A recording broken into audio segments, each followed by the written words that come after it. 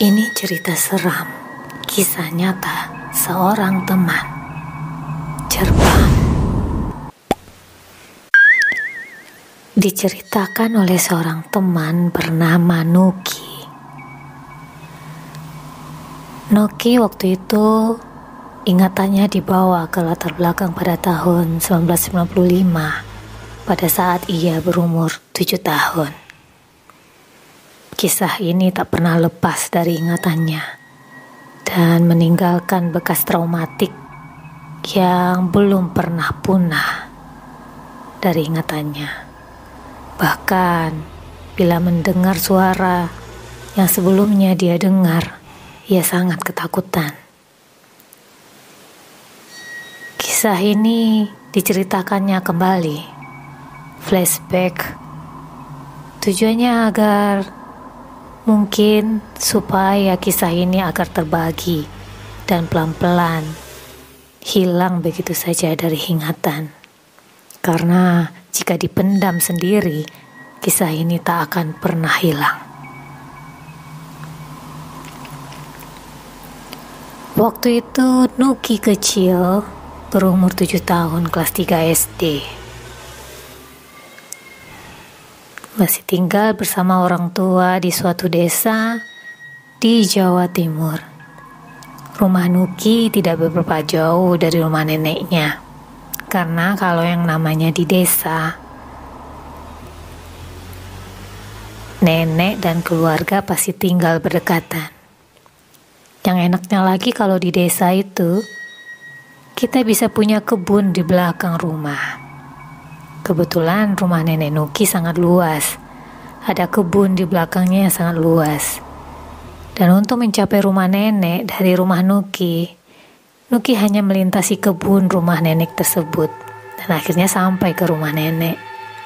Jarak rumahnya tidak begitu jauh. Tapi lewat akses belakang kebun tersebut terasa sangat dekat. Sore itu menjelang maghrib, Nuki disuruh ibunya mengantar kacang ke rumah nenek. Karena rumah nenek tidak begitu jauh, prediksi ibu Nuki palingan cuma 5 menit sampai 10 menit kalau Nuki masih bermain di sana. Kebetulan belakang rumah nenek terdapat kebun, dan di kebun itu juga terdapat beberapa rumah tetangga yang berdekatan.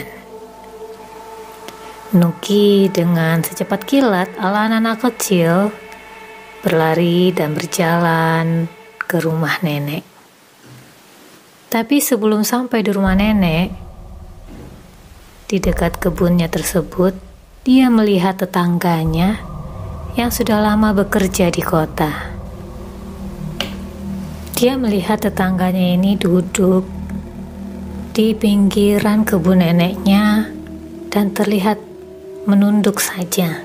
Sekonyong-konyong, Nuki malah menyamperinya sebelum sampai ke rumah nenek. Dia menyapa tetangganya ini.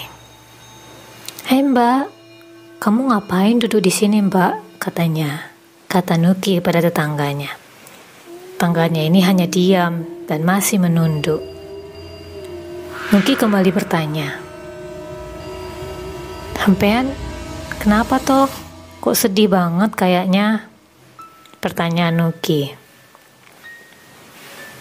Tetangganya ini tetap tidak menoleh dan masih tertunduk.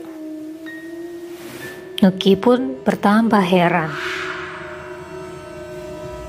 Karena rumah tetangganya ini yang dia temui ini tidak beberapa jauh dari rumah neneknya.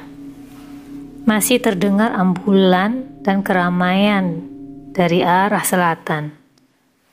Tapi Nuki tidak menghiraukannya. Karena ia mendapat tugas suci dari ibunya untuk mengantarkan kacang ke rumah nenek. Nuki kembali bertanya, "Loh Mbak, bukannya kamu udah ke kota untuk bekerja? Terus kenapa sekarang sudah kembali?" pertanyaan Nuki polos. Tetangganya ini masih terdiam dan tidak menjawab. Nuki kembali heran. Lalu dengan polosnya, ia menyodorkan kacang kepada tetangganya ini. "Mbak, Kowe kok sedih banget? Kalau sedih nih ku kasih kacang. Soalnya dulu kamu kan suka kacang. Aku disuruh ibu ngantar kacang ke rumah nenek. Ini buat kamu saja. Nih. Nuki menyodorkan kacang ke arah tetangganya itu. Namun begitu disodori kacang, tetangganya ini tetap tidak menyahut, malah menangis. Tangisannya terdengar sangat menyayat hati bagi Nuki. "Loh mbak, empean, kenapa toh?" tanya Nuki saking penasarannya. Sementara hari sudah mulai larut, pertukaran dari sore ke maghrib sudah mulai gelap. Terdengar lagi teriakan neneknya dari dalam rumah karena melihat Nuki mungkin di kejauhan. "Nuki," panggil neneknya. Nuki akhirnya berlari meninggalkan tetangganya itu, menyamparkan neneknya. Neneknya bilang, "Nuki, kamu tuh nakal ya. Disuruh mamamu mengantarkan kacang ke sini, kamu malah enak-enak duduk di sana." Nuki menjawab, "Enggak tuh Nek, aku melihat Kak T di sana." Sebut saja nama tetangga Nuki itu T. Nama ini disamarkan karena Nuki sangat berat hati untuk menyebut namanya saking takutnya Nuki. Neneknya bingung. "Kamu bicara dengan siapa?" "Iya, mbak yang itu yang udah kerja ke kota itu loh Nek," kata Nuki. "Siapa?" tanya neneknya. Sebutlah namanya oleh Nuki. Neneknya terdiam, lalu membawa Nuki masuk ke dalam rumah. "Kamu benaran melihat dia di sana?" "Iya Nek, aku lihat di kebun belakang sebelum ke rumah nenek," jawab Nuki.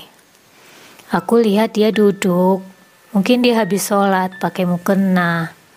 Tapi wajahnya sedih, dia hanya menunduk, tidak mau menatap aku. Lalu aku tanya dia kenapa, apapun pertanyaan aku dia tidak jawab.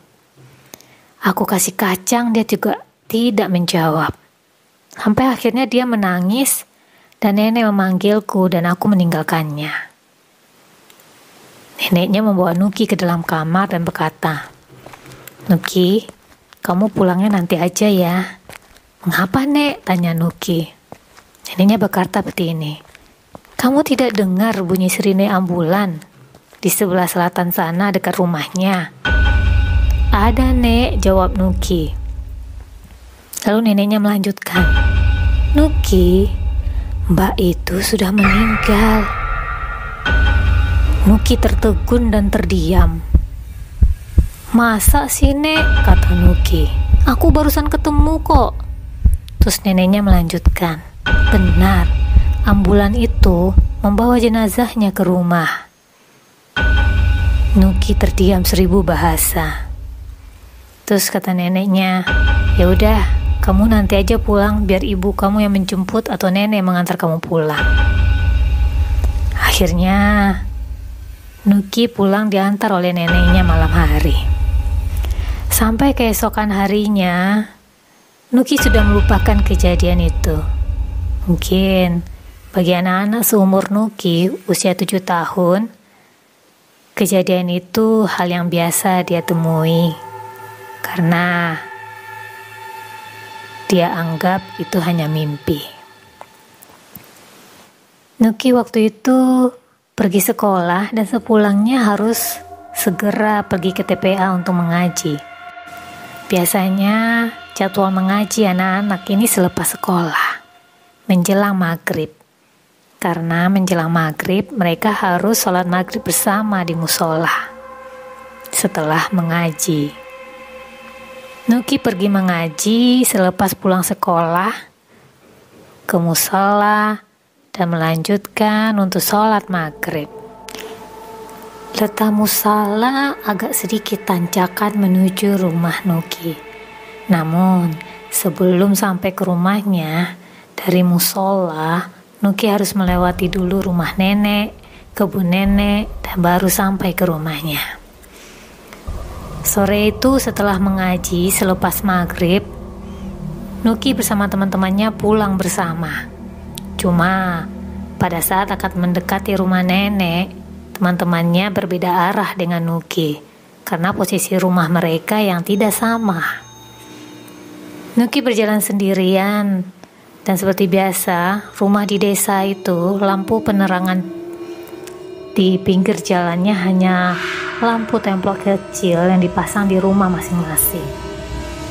Dan lampu ini hanya lampu watt kecil yang kadangkala ada juga dipasang kayak obor untuk di belakang rumah. Ketika akan melewati rumah nenek tersebut, saat melintasi perkebunan nenek, saat akan mencapai rumahnya,